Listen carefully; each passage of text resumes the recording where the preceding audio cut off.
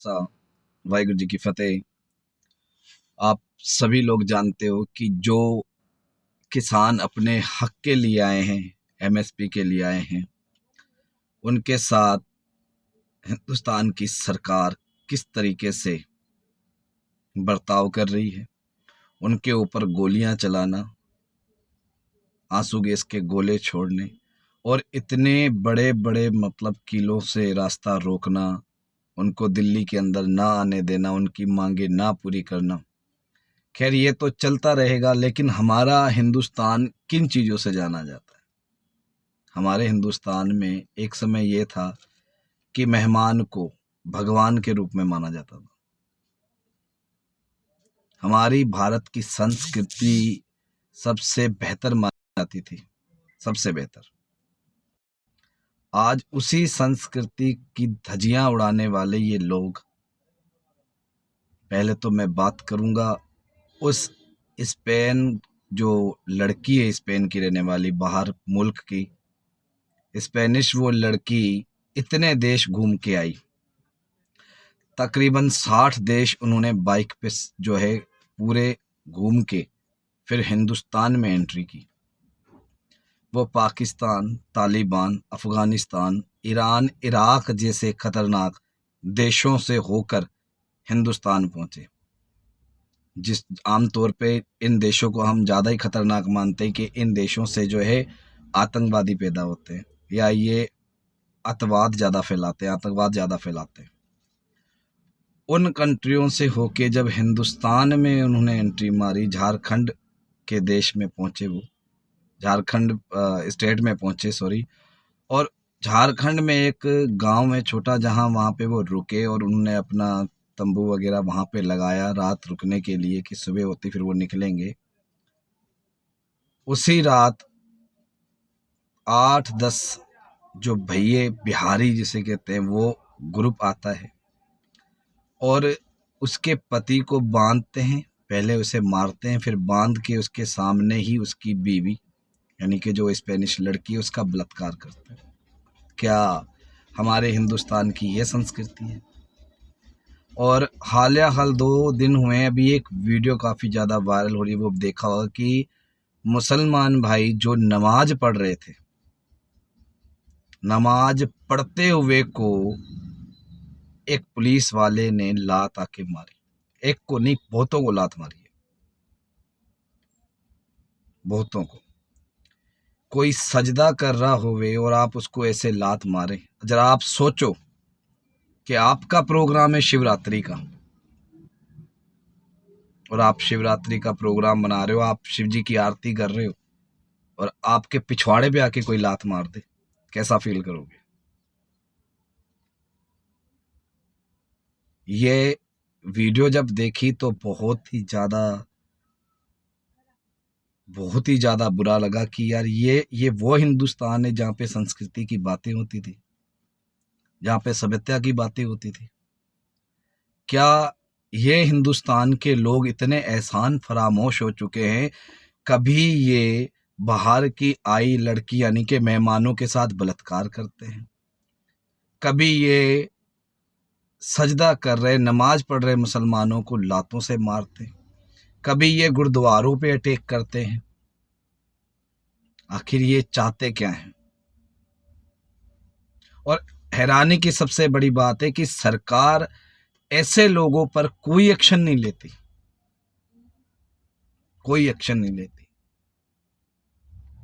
भाई कम से कम तुम लोग एक्शन तो लो। क्या किसी संविधान में लिखा है कि आप सजदा करते हुए को आप ऐसे लात मार दो? और अगर वो सजदा कर भी रहे, अगर मान के चलो आप ये कहोगे कि रोड पे कर रहे थे, तो कितनी देर का?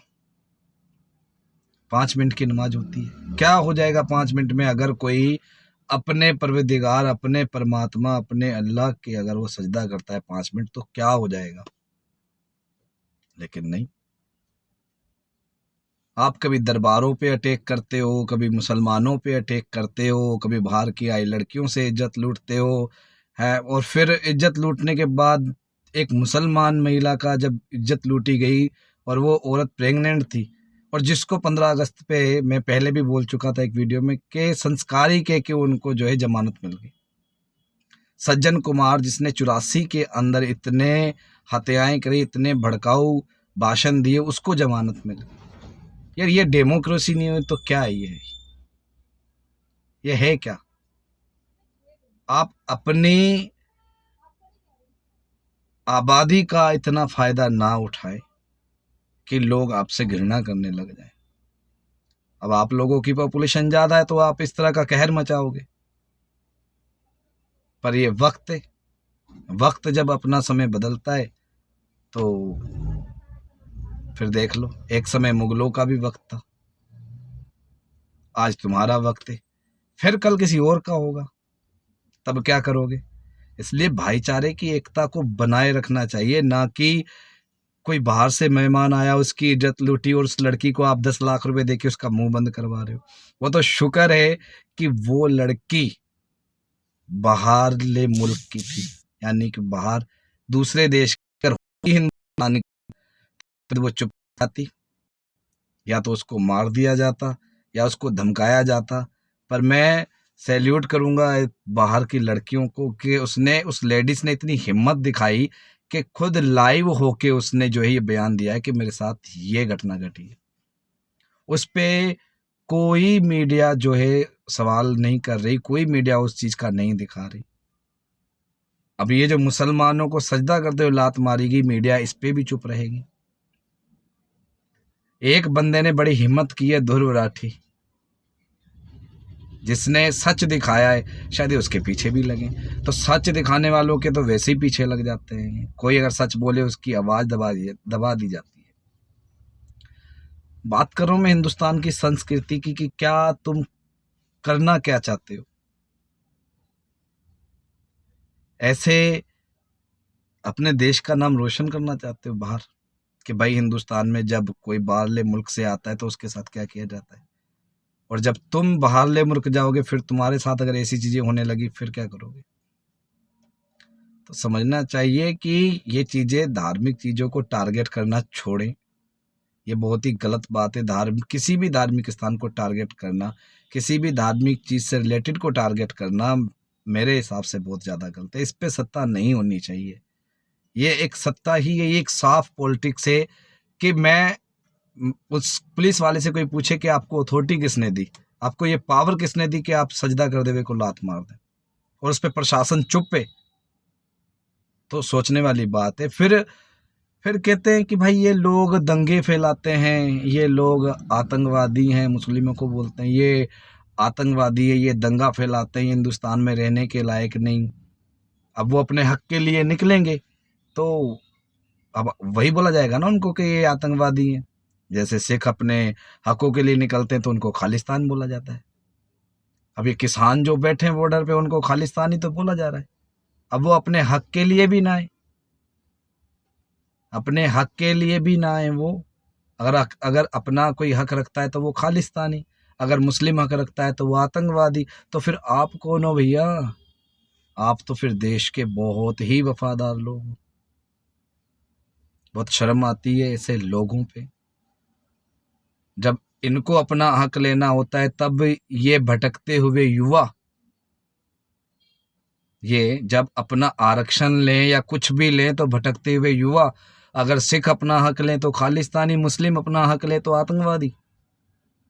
तो ऐसे जुल्म करोगे क्या? किसी को सजदा करते हुए को लात मारना, किसी गुरुद्वारे को अपने कब्जे में ले लेना, जैसे महाराष्ट्र सरकार ने अपने कब्जे में लेने की कोशिश की। ऐसे थोड़ी ना होता है। संविधान तो ये इजाजत ही नहीं देता कि आप किसी धार्मिक चीज को टारगेट करो। संविधान में तो इसकी सजा है, पर सजा दे कौन? सबके सब मिले हुए। तो मैं भाई हाथ जोड़ के मैं यही कहूंगा, कुछ लोगों को थोड़ी शर्म कर लो, शर्म कर लो। ऐसा मत करो, कल को तुम्हारे साथ भी हो सकता है। तो इतने कट्टरपंथी भी ना बनो, इतना जुल्म भी ना करो कि वापस जो है ये तुम्हें भी सहना पड़े। इंसानियत दिखाओ, मानवता दिखाओ। अगर तुम गुरु वाले हो तो गुरु की राह पे चलो, उनकी बातों को सुनो। ऐसे तो तुम जी पता नहीं हम भोले के इतने बड़े भक्त हैं, हम कृष्ण के इतने बड़े भक्त हैं, हम राम के इतने बड़े भक्त हैं। तो राम कृष्ण महादेव ये चीजें तो सिखाते नहीं है कि कोई सजदा कर रहा हो उसके लात मारो जाके, किसी धार्मिक स्थान को टारगेट करो, ये तो ये नहीं सिखाते ना। तो फिर ये आप लोग क्यों कर रहे हो? तो थोड़ा सही से रहो, एकता रखो हिंदुस्तान के अंदर, हिंदुस्तान की संस्कृति को जिंदा रखो। वाहिगुरु जी का खालसा, वाहिगुरु जी की फतेह।